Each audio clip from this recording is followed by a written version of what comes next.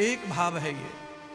और दूसरा भाव है कि जहां भगवान नारायण प्रकट हुए हैं, जो भगवान शिव जी के इष्ट हैं, उस गांव का हर एक प्राणी भाग्यवान है और वो वंदनीय है, इसीलिए भी भगवान ने प्रणाम किया।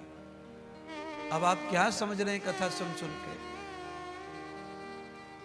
आपको समझना यह है कि प्रत्येक ब्रजवासी, ब्रज में पैदा हुआ किसी भी जात वर्ण का प्राणी आपको कहीं भी प्राप्त हो जाए तो आप सीधा उसे प्रणाम करो, क्योंकि उसमें कृष्ण पूरी तरह समाया हुआ है ब्रजवासी में।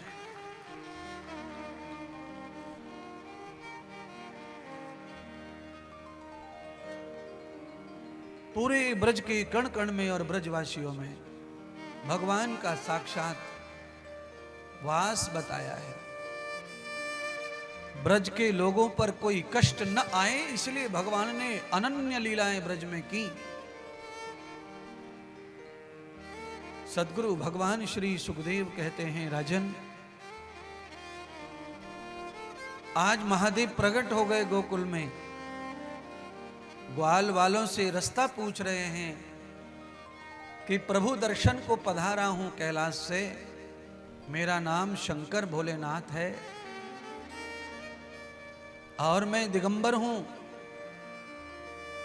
मेरे परमात्मा हरि ने मानव अवतार लिया है, मैं उनका दर्शन करना चाहता हूं, कहां है बताओ। ग्वाल वाले इन बातों को समझ नहीं पा रहे थे। ग्वालों को पता नहीं था कि कौन हरि कौन परमात्मा अवतार लेके आया है, वो नहीं जान पा रहे थे। उनको समझ ही नहीं आ रहा था कि ये महात्मा किसकी बात कह रहा है। अंत में कहा कि तुम्हारे यहां 4 दिन पहले वो नंद के घर जो लाला हुआ है वहां छोड़ के आओ, वो घर बताओ। त्रिकालदर्शी महादेव भी आज पता पूछ रहे हैं भगवान का।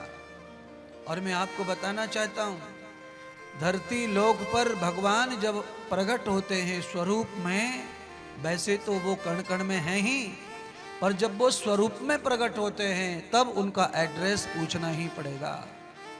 कण कण वाला जो भगवान है उसका कोई एड्रेस नहीं पूछने की जरूरत है।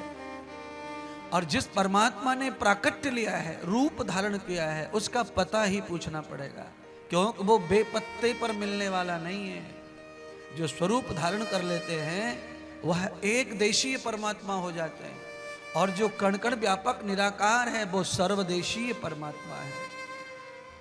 एक देशीय का एड्रेस होता है, उसका पत्ता होता है। आप सबको भी पूछना पड़ता है। किससे पूछते हैं तो कहा उसका पता सद्गुरु बताते हैं, कोई महात्मा ज्ञानी बताते हैं, कोई ब्रह्मचेष्टा बताते हैं। इसीलिए हिंदू धर्म में गुरु बनाने की परंपरा है। कण कण वाले के पूछने की आवश्यकता नहीं है।